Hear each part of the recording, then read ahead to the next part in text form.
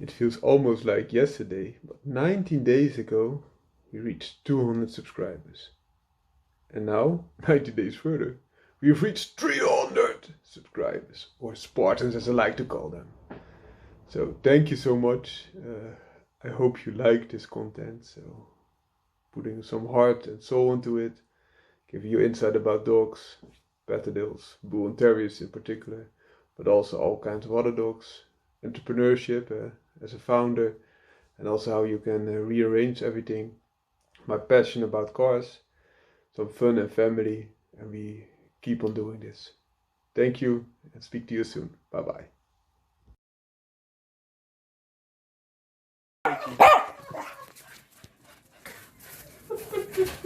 Dit is erbij.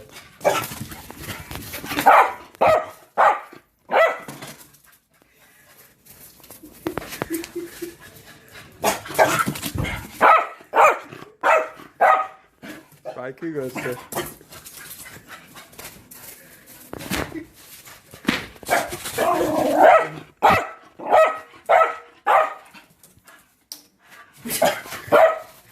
Oh, dat heb je zelf al gevraagd, hè? Ja, dat heb ik geschild. Oh jee. Hé, hey, krijg maar jou aan de stok. Hm?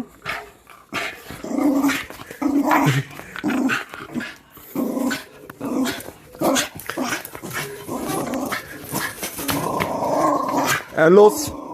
Los. Dat is flink.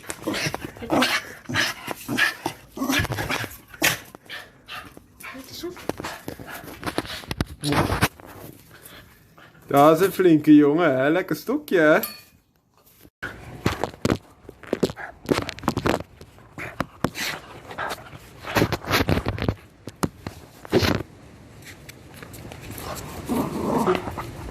Kijk hier, los. Wachten.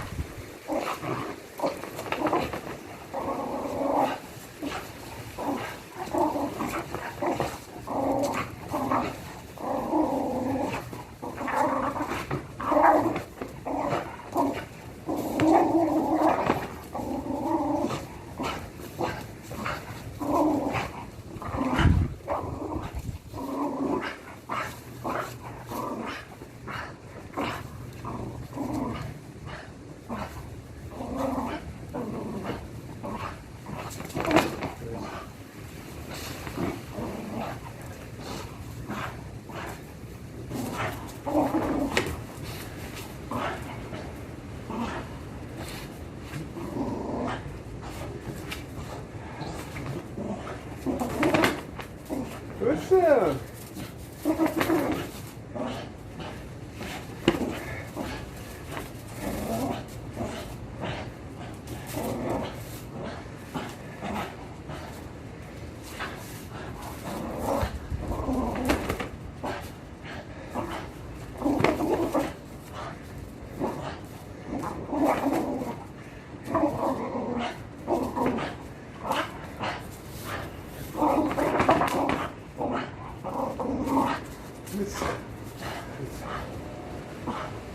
Los.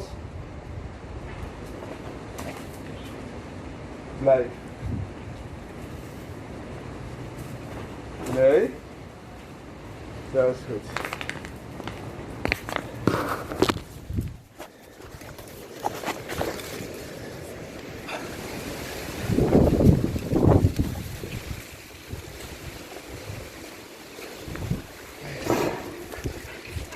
Hé jongen, wacht even.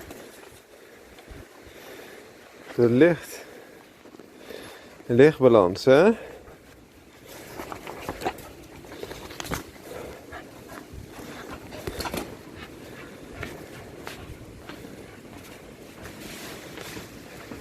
Slagen. Stop. Goed zo.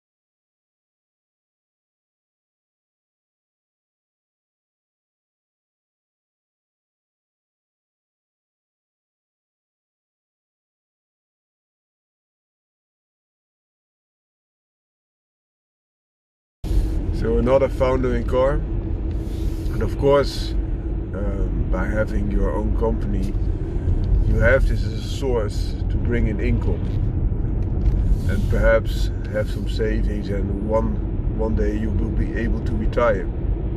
But that's just part of it. In my opinion, if you don't have the passion, you don't find pleasure, you don't get energy out of your work, you will lose an enormous amount of time by just doing something to gain access to money. And of course, you might have hobbies or other activities that you might like more, and I'm also all for it, even if it's very hard to just continue and grind it. But I would recommend that you make your job as satisfying as possible. It can be very hard as long as it's satisfying and fun to you. And why? Because many people, they don't reach retirement. They will just die on an earlier age, or they reach retirement but they are unhealthy at that moment due to age, but also health. Could also be work-related health. So if you don't also enjoy the route instead of just the end point, you will be in big trouble, in my opinion. And that could be manageable, sure, but if you can enjoy the ride, like we are doing now, to the end point, and of course the end point can be very nice, but very often when people reach their end point, for example their goal, and they are there, they said, it wasn't exactly what I was expecting. And then they set another goal, etc., etc. So by that they are postponing happiness, and they also clinging happiness and that goal together, which is often not the real case, not reality. So I would rather have you enjoying the ride, and of course working to a goal is a good thing. I would be very much for that, but not cling your happiness to only that goal. Be happy also doing it and enjoy what you can.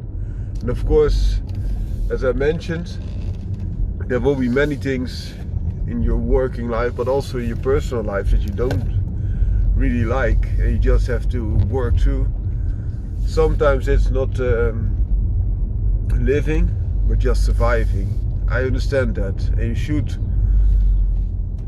really go for it. Really man up and just do what you have to do. But if possible, enjoy the ride. And if you do so, you will be more successful, you will be more happy, and you will have a more fulfilling life. And also will not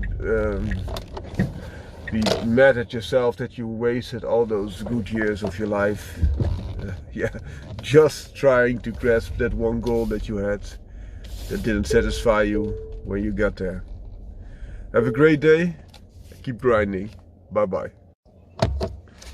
So another founder in car, and today we are going to talk about initial yield. It could be gross initial yield, we call it in Dutch bruto aanvangrendement, also known as BAR, abbreviated.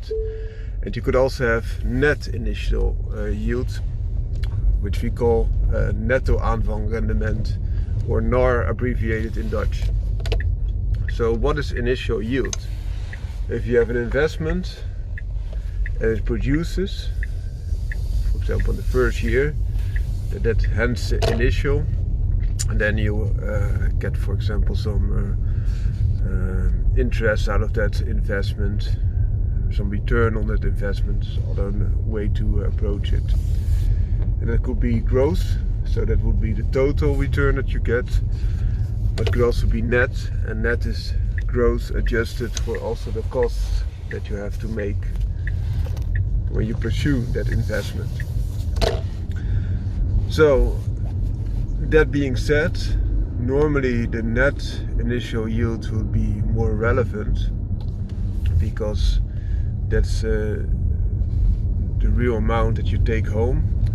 But also gross initial yield can be interesting, especially if at the first few years you have some additional cash flow that is, for example, higher or even lower than normal, but you can adjust for that, and you know why that is, because you have, for example, you have to make some arrangement, you have to build some accommodations, or you have to put some services in place, and that are hampering you down.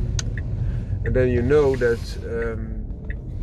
once those additional hampering costs are mitigated, also your net initial yield or your net yield will rise.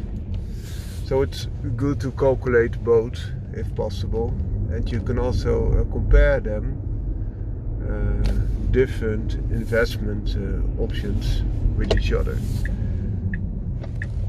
instead of just saying, oh, for example, I like more the stock market, or I like more the real estate market. Now you can compare them more on a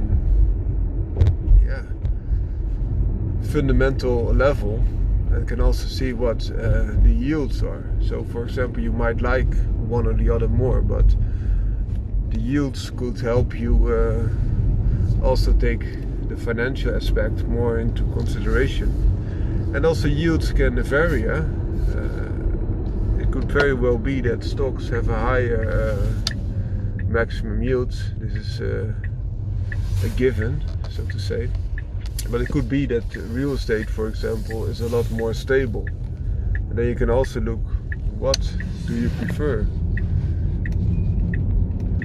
And perhaps you can also balance out the portfolio, that you have some high risk, for example, in stocks, but also some lower risk in real estate. And then if all goes miss on the stock market, you still have some yields from your real estate. But it could also be the other way around. When the real estate market is plummeting, you still have that stock portfolio working for you and yielding you interest.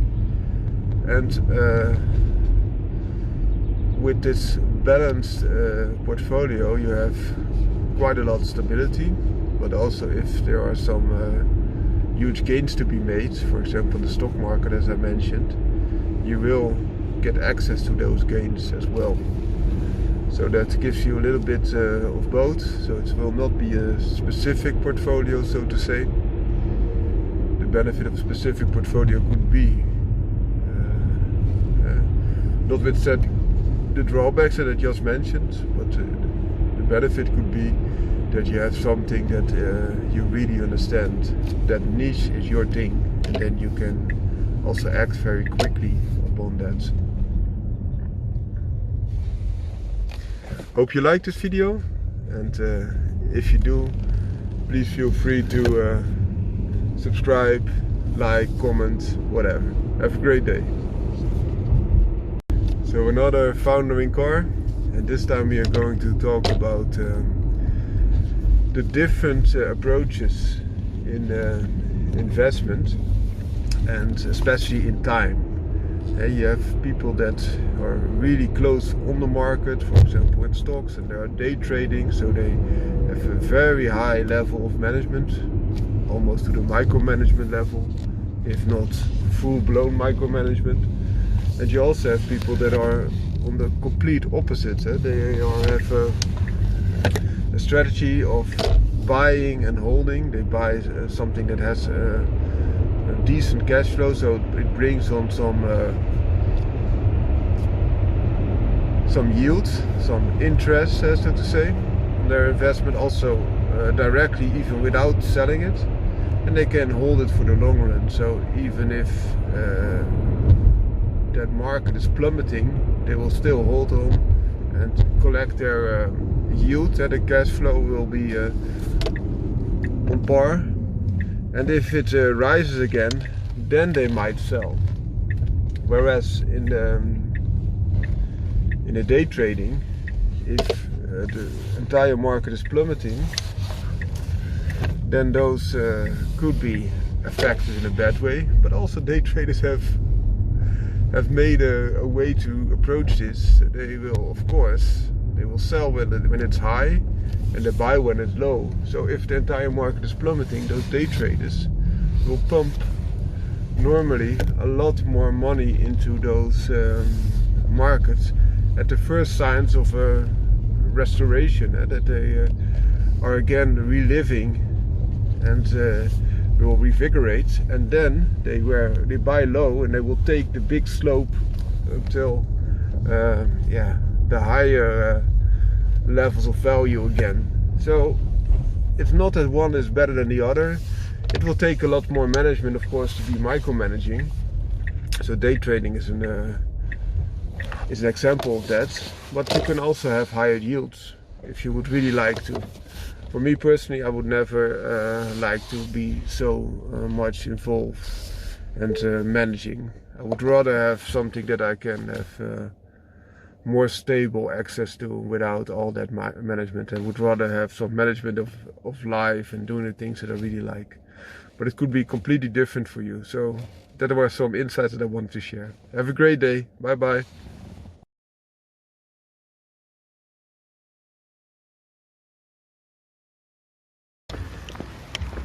This video will be about a dog in a self-defense situation. First of all, I want to give a reality check. If someone really wants to hurt you, a dog won't stop them. So this day and age it's very hard to defend yourself against someone who really wants to hurt you with a dog.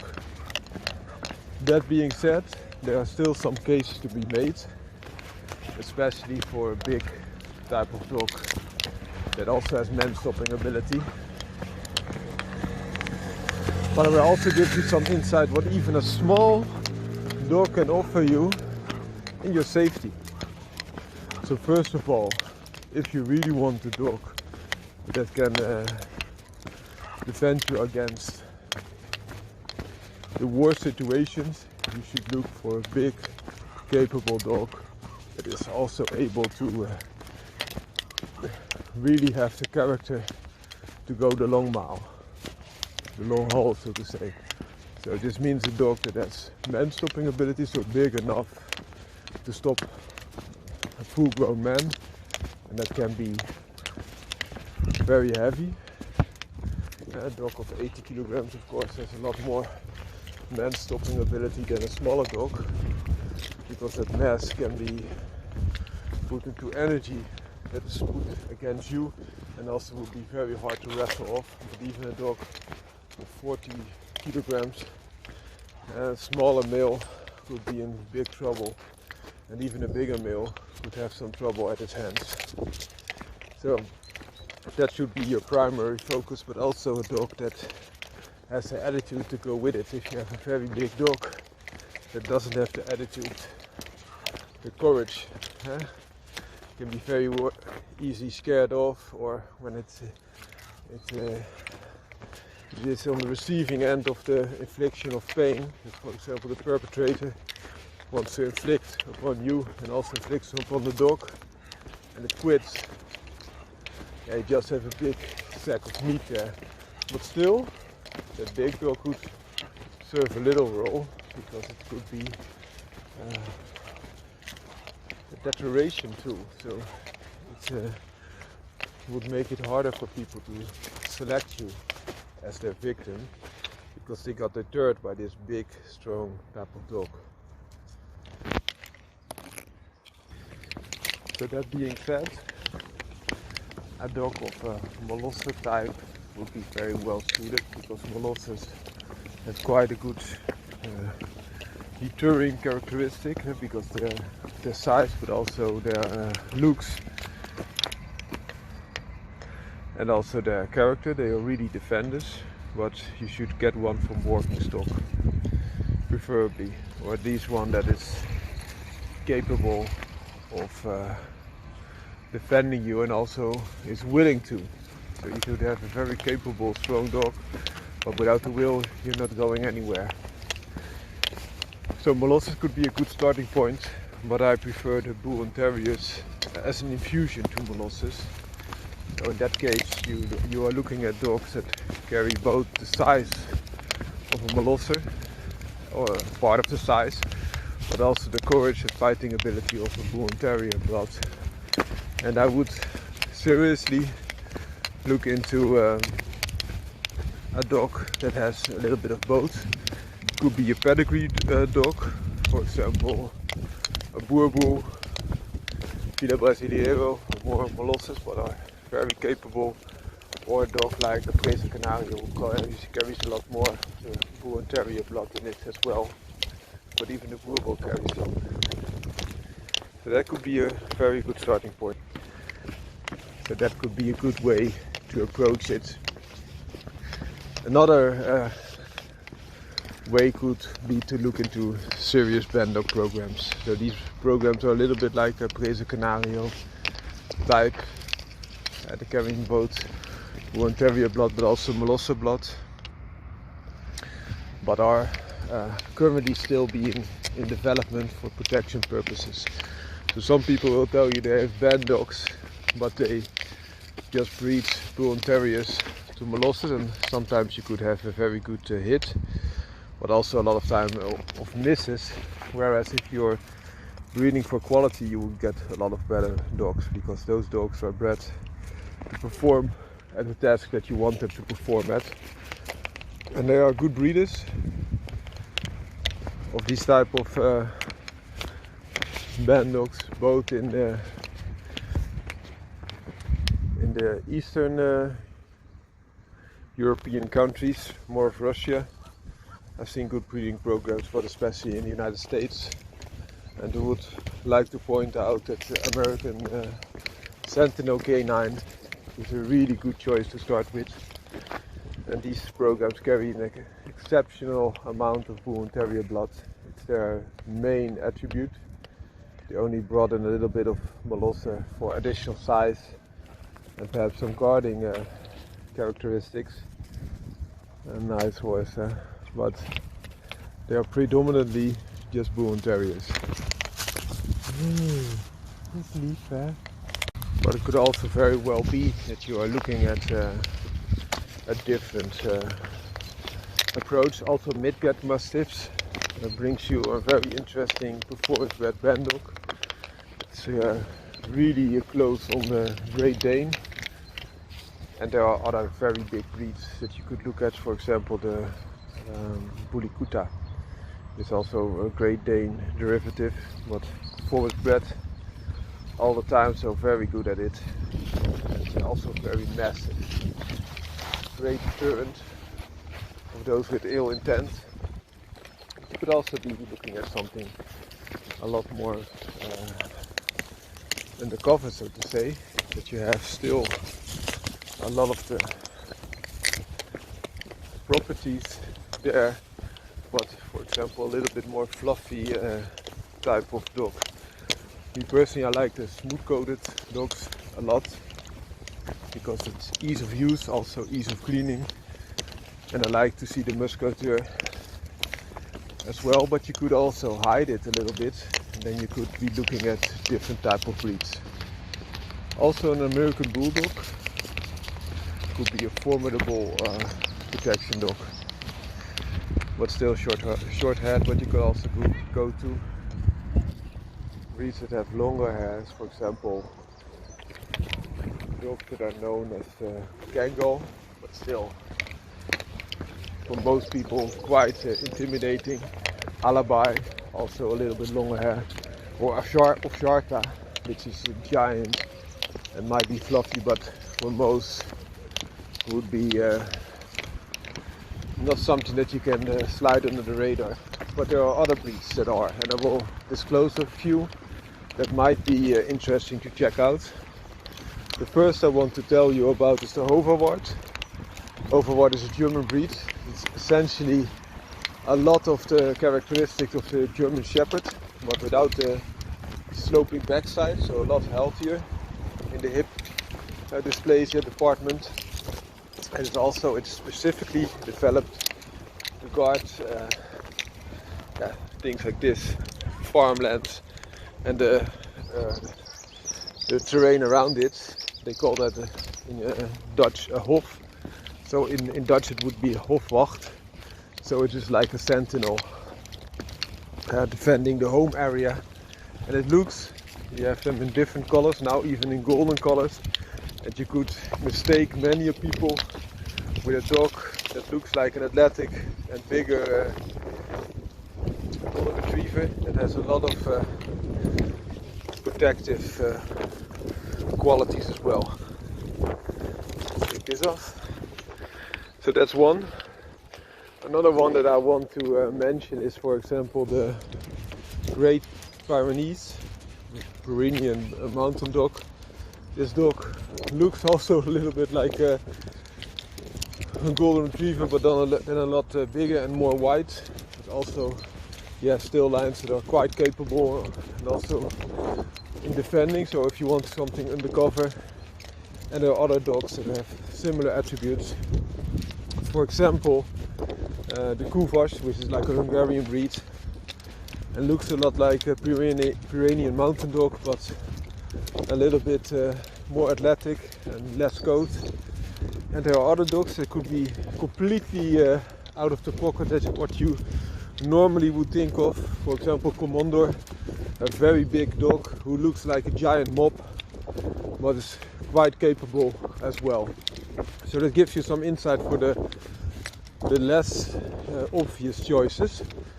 But I was also promising that if you had a dog that's very small, for example this small type of dog, what it still can bring you in safety and security.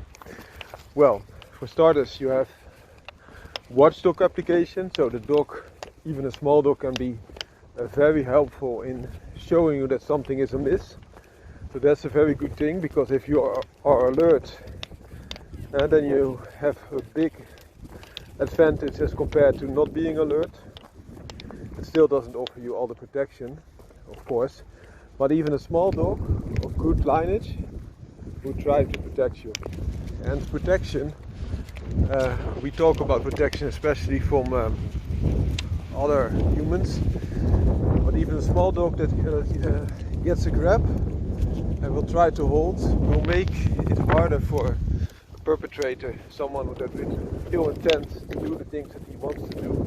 First of all, you are alerted, and if he attacks you and the other dog that you have tries to help you, you will have a better chance.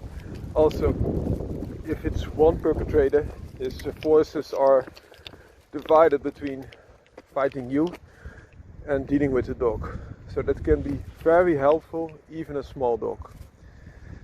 The other thing is that sometimes people say, yeah, you need protection only against humans, but it could very well be, especially if you're living in a country where, for example, coyotes are active and they can snatch up your child, or dingoes, that even a dog that sacrifices itself, the small size of this Spartan Terrier, could save your child.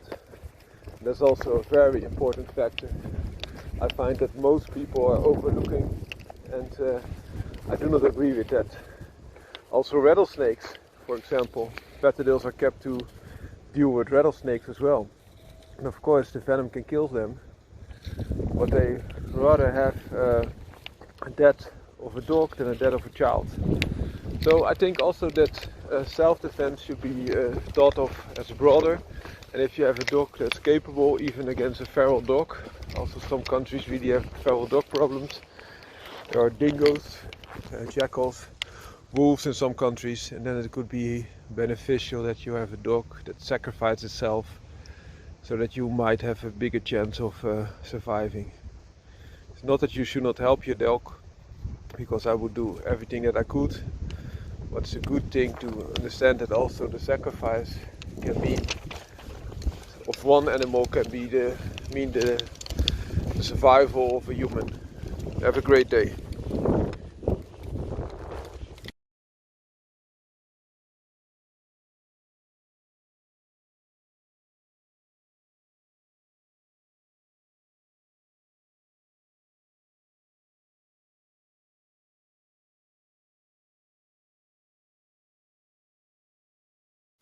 So in this video we are going to talk about lion baiting.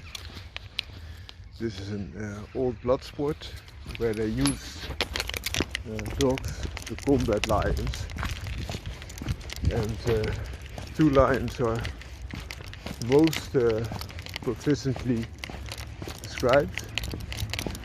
and one was Nero and the other Wallace, and they are both big lions, whereas Wallace was a smaller one born in captivity and Nero was a bigger one, but not born in captivity. About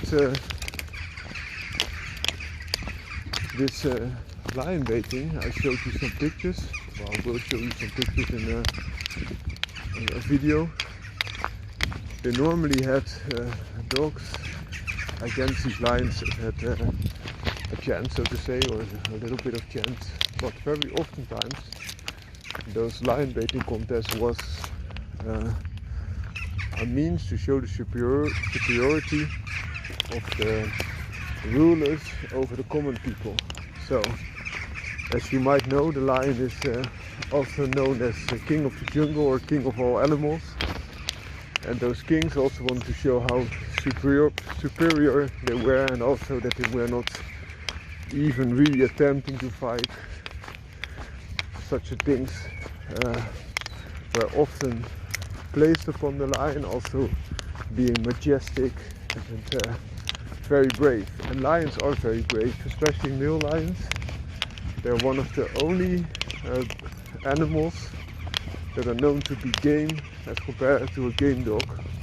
So, for example, male lions are known to fight to death even when they are faced with two other male lions and want to take over the pride. So one male lion is the alpha of the pride normally, and oftentimes upcoming lions they work together. Sometimes upcoming lions are alone, but very often they are with two. And two younger male lions will then challenge one alpha male lion that's getting older and fight to the death, because that older male lion wants to keep his pride, otherwise he will die, because his power is still there, because the lioness captured a lot of food for them, but they will wane off if left alone, and therefore they fight so viciously. The only other animals that are known that are dead game, so to say, or really game in the sense of a game dog, are marten species.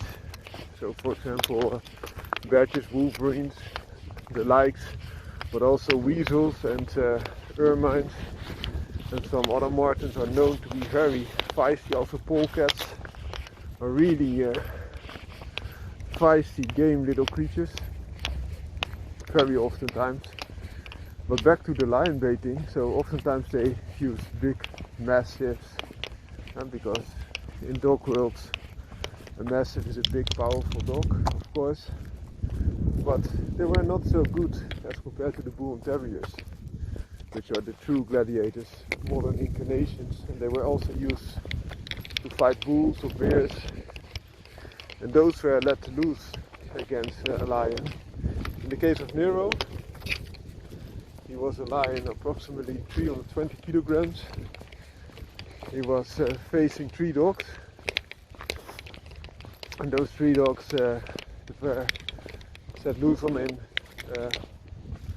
all had to wane off, but their average weight was 18 kilograms, and one was a really thoroughbred game-bred bull and terrier, and he was 60 kilograms, and the other two already were mauled very hard, and only this Turk purebred game-bred bull and terrier kept going on, and he was 60 kilograms, as I mentioned, so 20 times smaller than that big Nero lion. And now you might say 320 kilograms is very big for a lion, cannot be done, but in the past lions were a lot bigger than they are now, because of being hunted by men.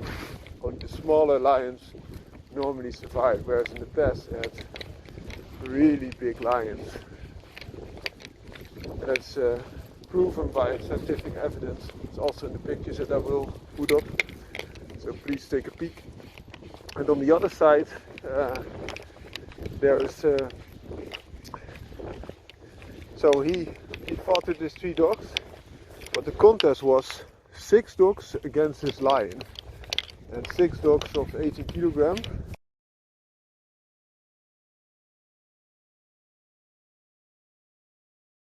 6 times 80 kilogram on average would be 180 kilogram, and that's like 1/3, almost 1/3 of the weight of the 320 kilogram lion. So the lion would be, if those 6 dogs are facing him at one time, still almost 3 times as heavy as those 6 dogs combined. But he wasn't facing them all 6 together, he was facing them in sets of 3 at a time.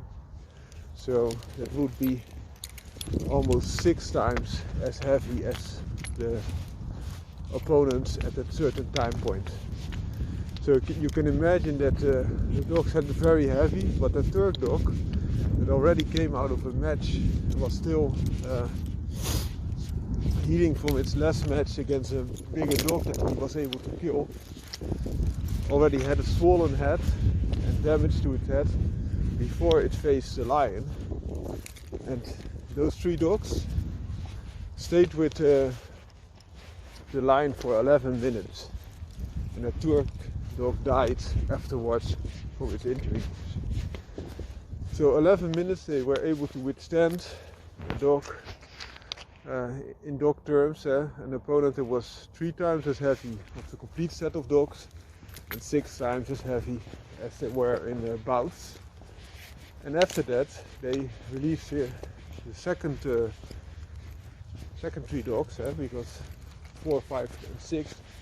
And then this big lion, Nero, got hurt and didn't want to fight anymore. So those that were from the lion camp said he won, because he was just too majestic to fight his mere mortal dogs, still weighing 6 times as much as the bout he was facing, and 3 times as much as the complete set of dogs. But those at the dog camp said no, he didn't want to fight anymore, and the dogs would have killed him if the match wasn't stopped in favor of the lion. So this was quite inconclusive, to say the least, but still it was given to the lion, and then they said, okay, we will bring another lion, and now they brought Wallace. And Wallace was a smaller lion, but enormously ferocious. So in contrary to this Nero dog, he attacked the dogs very hard all the time, and he also killed the dogs. But he was now facing those 6 dogs. But Turk was not there anymore, and that was the dog that was able to stick with the gigantic lion for 11 minutes before it was picked up. But 60 kilograms, not a small feat, but he died, as I mentioned. But on the other hand, of the 6 dogs that were facing this Wallace dog, there were also dogs from the first bout that were already enormously maimed by this Nero lion, and now facing Wallace. They took him mere minutes a dog to defeat them. So in summary, our dogs able to defeat a lion. In the case of Nero they were, in the case of Wallace they weren't. Although I must say that the dogs that were facing Nero, some already had injuries. I don't think it would make that much of a difference, but 4, 5 and 6 of the first bout were able to close the deal, whereas in the case of Wallace, who also was released to face 3 dogs at a time, or perhaps 2 dogs at a time. If you look at different references, they said that in the case of Wallace, they decided that the lion has to face 2 dogs at a time, but then for 3 bouts. And And that could make it a lot easier, of course, because then it would be not 6 times the weight difference per bout, but 9 times. And I think that just makes it a big difference. That being said, also the Wallace line was smaller than the Nero lion, so it could make it a little bit more fair again. But still, if the lions were facing the same weight of dogs of the Bull and Terrier breeds, I'm almost 100% sure that it would be different, that the dogs would have won and just teared it apart. Of course, some might have died. I think they would, but it's not to be said that a gladiator type of dog cannot win over the same weight of the king of all animals and the king of the jungle, also known as the lion, which is a formidable warrior itself. But the same weight was not tested in this bout. There are stories known that 6 mastiffs were facing 1 lion, also a big lion. So for the same reference, it would be again a lion of 300 kilograms. 6 mastiffs would be the same size of dog in kilograms if they were weighing about 50 kilograms a piece. But on the other hand, a mastiff is a completely different animal than a Bull and Terrier. So the 6 mastiffs didn't want that much of a piece of that lion and just were not able to put the resistance that they wanted. Whereas those Bull and Terriers just went in. And now you might be thinking that your dog is much tougher than a cat. But if you look at pets, cat pets are often very much stronger than pet dogs, especially in the same weight range. If you, however, are comparing a working terrier dog, for example, a Patterdale Terrier, Fel Terrier, a Border Terrier of working lines, or a game dog type of dog, I would bet on that animal over a cat, even in the same weight range. But dogs, pet dogs versus pet cats, I think 99% at the same weight, the cat will win. There are some differences between dogs and cats, and one is that cats are extremely explosive, very athletic, also better hunters. Even the pet cats are often a lot better a hunter, but the dogs have a bigger heart and can go the longer haul. But those pet dogs don't have the temperament and also are not selected to perform anymore, whereas cats still are quite able to fend for themselves, have to catch rodents, catch birds and kill and eat them, even without support of humans, whereas dogs have it a lot harder. What I also found, for example, street dogs, and street dogs are known also to kill cats, but take into consideration that the average street dog is a lot heavier than the average street cat. Okay, I hope you like this video. Have a great day. Bye bye.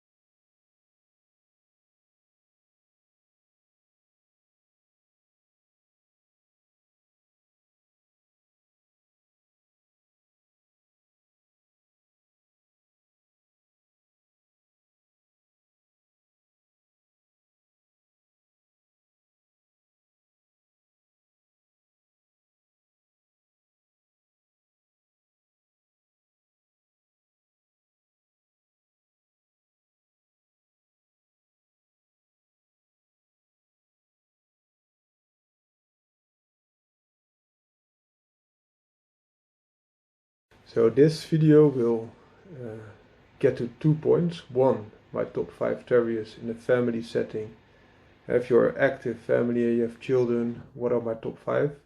1, 2, 3, 4, 5 terriers for that. And the other thing would be the lurcher debate. So Whippet versus Greyhound, but also in the lurchers often the source of bull is used, and we will discuss bull from pit bull blood, but also from Stafford blood, or an alternative being Haida Terrier, and also mention an outsider, the Petterden Terrier, as a part of the mix. Hope you like this video and sit back and enjoy. Bye bye. Today we will discuss my favorite top 5 in terrier breeds for everyday use. So in a family setting it should function very well. It should also be giving you little headaches, but still the real terrier passion deal. So for me, number 1 at this time is the Petterden Terrier. You see this one on the leash here. However, I must mention you have to be an active family to give the dog the exercise that he needs, and also to mentally stimulate it. And also you should, with all terriers of course, not be afraid of a strong temperament. So that's number 1. And why? It gives you a working terrier with a decent size, not too small, but also not too big. Very healthy in general, very good temperament, also a good off button in-house, wants exercise, good outside, good drive, very good with children. It's a little bit more feisty than, for example, a Staffordshire Bull Terrier is, but also a lot more usable, because it still gives you a lot of power in a very small package, because that's, in my opinion, what a terrier should be. A lot of dog in a small package. So that would be my number 1. My number 2, my personal preference would be an Irish Staffordshire Bull Terrier. These Irish Staffordshire Bull Terriers, or working lines Staffordshire Bull Terriers, also sitting on average between American Pit Bull Terrier, that can also be bigger, and the Petterden Terrier in size. And why the Irish Staffordshire Bull Terrier over the American Pit Bull Terrier? I think the American Pit Bull Terrier is a dog that has a lot more athleticism, and also has been evolved further. But Irish Staffordshire Bull Terriers are easier to be kept inside with the family, so they have a better off button in my opinion. Also they are on average far better in a family, because they are extremely people friendly. So that brings it to number 2. And why is it number 1? Because in my opinion the Irish Staffordshire Bull Terrier could be the perfect family pet. You have 2 things that would hold it. The Petterden Terrier has a lot less dog aggression. Of course, same-sex dogs can often have a little bit of worry, but far less dog aggressive, more of a prey-driven aggression against rats or something else, cats, for example. And the size of Petterden Terrier is so much smaller, which in my opinion gives it more functionality, because also people that are less strong, for example your children, they have an easier time walking with the dog. And third, it depends on your geography, but in some regions everything that could be seen as a little bit of a pit bull type of dog is sneered upon and has a stigma in some groups, and this is far less with the Petterden Terrier. So my personal number 3 would be a Pitbull Terrier, American Pitbull Terrier, but I think for most families this is too much of a dog.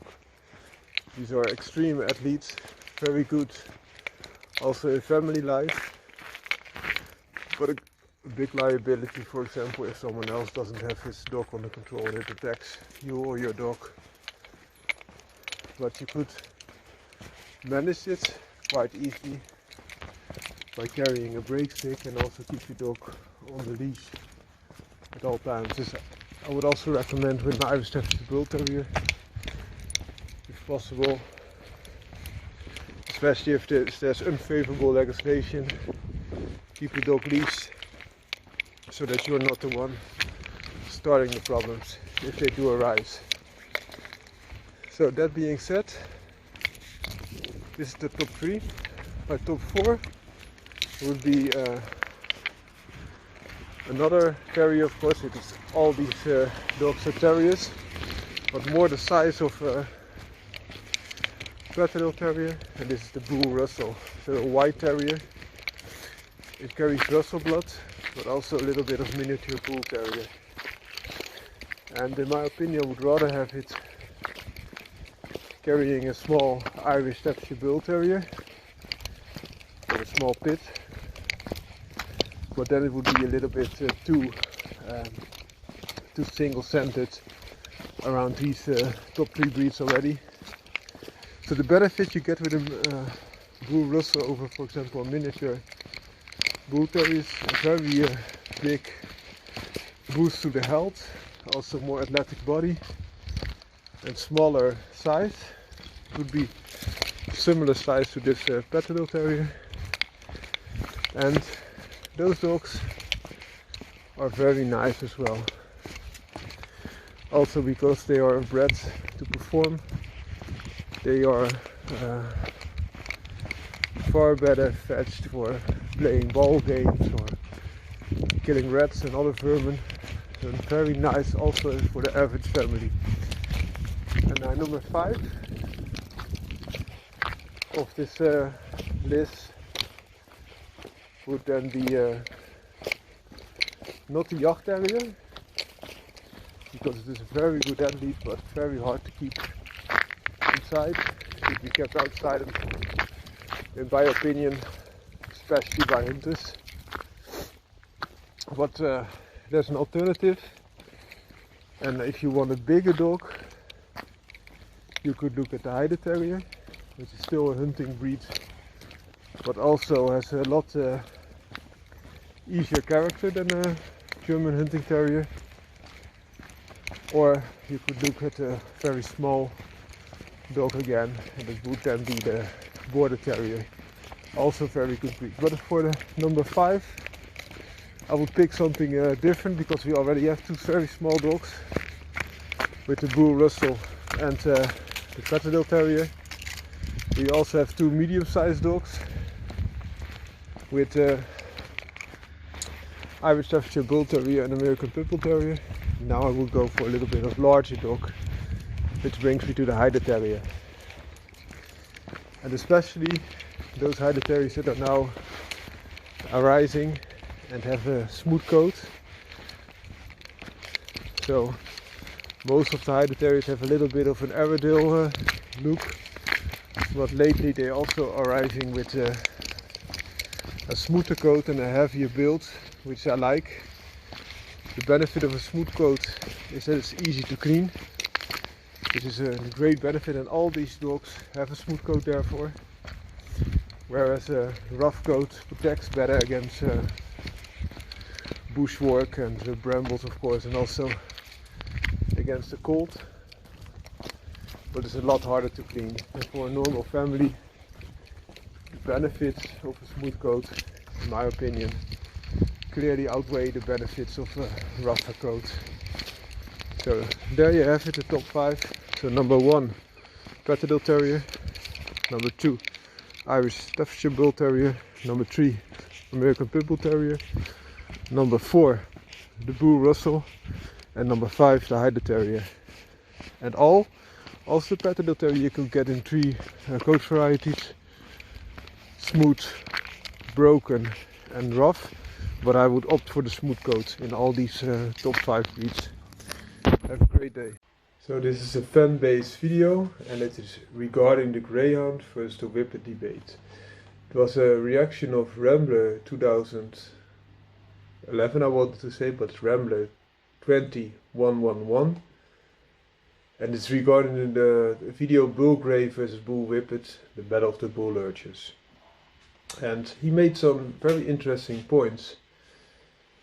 So he says, as first point, that Whippets tend to be better hunters than Greyhounds. And why? Because they are very good at running free and they are better finding their quarry then. I mentioned in other videos that the Whippet has a lot more Terrier temperament, so they are much more busy type of dogs. For example, if you have a Greyhound and you walk it outside, then at home they are completely lazy, while Whippets can still be very fast and temperamental and active. And in the field this would have a benefit. So I'll give you a little bit feedback to the reaction that I got on this video. And that could be very well being put to use if you have a few Whippets running free in the field and then they find their own quarry. For example, rabbits that are playing hide and seek, and then the Whippet sniffs them out or finds them with his eye contact and then runs after them. So the second point, he says Whippets that have hunting as opposed to only racing experience have more stamina than Greyhounds, as they are much quicker at realizing, this is very interesting, that a mad dash after what's in front of them only results in long tongues, heavy sides and the object of their desire disappearing over the horizon. And then he puts another text after it. In other words, they pace themselves and only strike when success is likely. I have never seen a Greyhound do this. So, a long story short, but he already mentioned the essence of this. So if you have, for example, a Greyhound and he sees in the long distance a rabbit, he will chase after it, even if it's 100 meters or further away. This is beneficial if you have only one quarry that you want to get to. But if it's very busy, it would be better that he would conserve his energy only when he can make a quick strike. For example, the rabbit, the Greyhound will gain on the rabbit, of course, but with its longer distance, it will be easier for the rabbit to pop into a hole or into the bushes and disappear. Whereas if he waits to go full beam when he's closer, he can conserve energy. And also a Whippet, in this Rambler comment, is far better at discriminating when he has a good chance of getting to the quarry and when he doesn't. Whereas the Greyhound just goes full beam. And if you have much quarry to hunt, it would be better to conserve the energy so that you have in the complete hunting day more effective use of that energy, and it's also more quarry. So a very good point.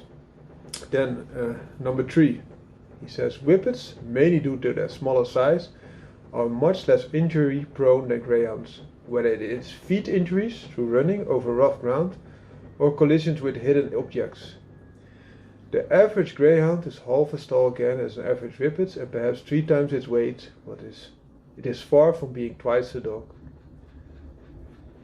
And then he puts another comment, but that's not regarding this third comment. So what he says is, if you have a Greyhound and you have a Whippet, the Greyhound has a much bigger chance of injuring itself than the Whippet. And I will explain why.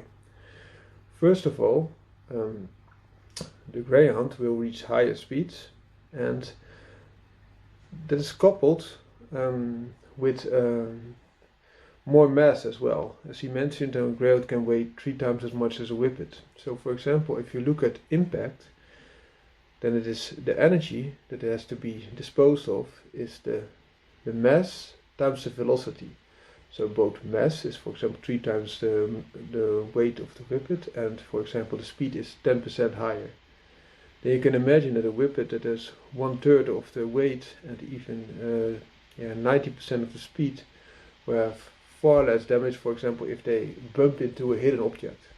For example, a stone that you didn't see into the bushes. That will give very high damage to the Greyhound and a lot less damage to the Whippet. He also mentioned their feet.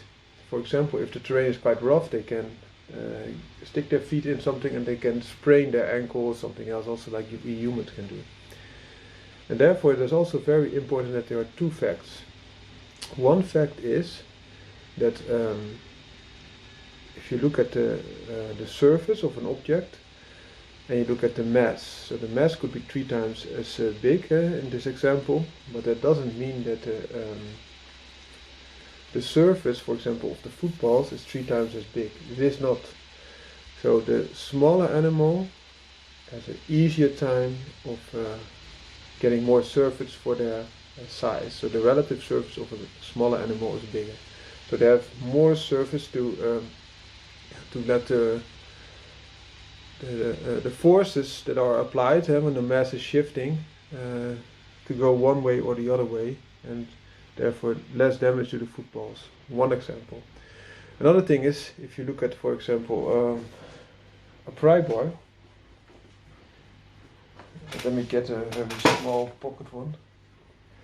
If you look at a pry bar, this is the leverage example. You put something here, and then you can pry it by using this leverage. If you look, you pull here, you get a lot less stress that you can put down here than if you could go there.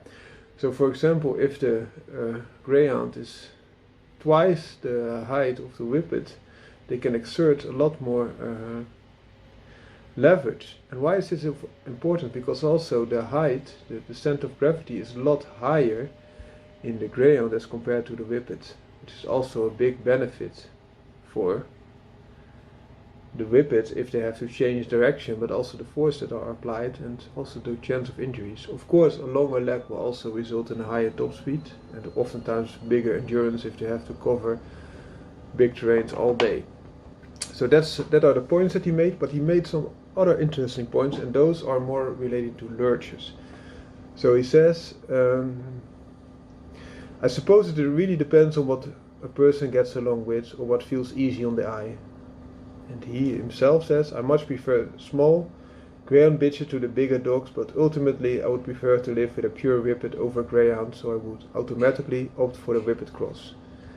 So this video, as you remember, was about lurches, and then he said he would favor the whippet cross. And he says, I would prefer a staff over a pit, as they're just as game, but much more trainable. I am assuming you are somewhat on the continent. Okay, and then he states a last sentence, which I will get to later. So there's one point that should be made. If you look at bull lurches, for example, a bull cross with either a greyhound or a whippet, a greyhound carries the bull strong musculature a lot better. They keep a lot more speed in. That doesn't mean that the bull whippet is not a fast dog, they are, but a greyhound can carry that heavy frame a lot better in that bigger frame that the greyhound already has. So that's one benefit of the greyhound. So I would rather see a bull greyhound than a bull whippet on average. But if you want to look at a Patterdale whippet, which is also a smaller breed, so you don't breed them too big, then you get a lot of the benefits of a smaller dog. And also I think that he says a bull, that could be a pit bull, for example, Staffordshire Bull Terrier, and he would prefer the Staffordshire Bull Terrier because he says they are just as game. I do not agree with them, because a game dog, an American Pit Bull Terrier, has been bred for more generations and selected more harshly to be very game. But on the other side, and that's also the benefit of staff, that are often easier to live with, and for the quarry that you're chasing, oftentimes the staff brings all the strength and gameness that you need. Already the bull and terrier breeds are considered very game as compared to other breeds, so you just have to decide how much game do you need. So that's being said there. And then his last sentence will be, you might be aware of the Hyder Terrier. It looks like a good alternative to bull cross, and I agree. A Hyder Terrier is also made to cross big distances, especially after boars, so they are quite courageous, also quite speedy, have very good endurance, and then you come in a variety of coats which can be beneficial over, for example, a bull. So a bull is more of a fighting dog, and a Hyder Terrier is more of a hunting dog. both are able to fight, but the hunting dog brings something else. For example, more hunting sense, better nose, and all those things that could be of interest. There's also a reason why I said why don't you opt for a Patterdale Terrier over a smaller running dog such as a Whippet instead of going with a Pit Bull, for example. Well, this were my reaction to this very good and complete post by Rambler 20111, and I hope you agree with it, and if not, let me know, but I found it a very good reaction. Thank you, Rambler. Have a great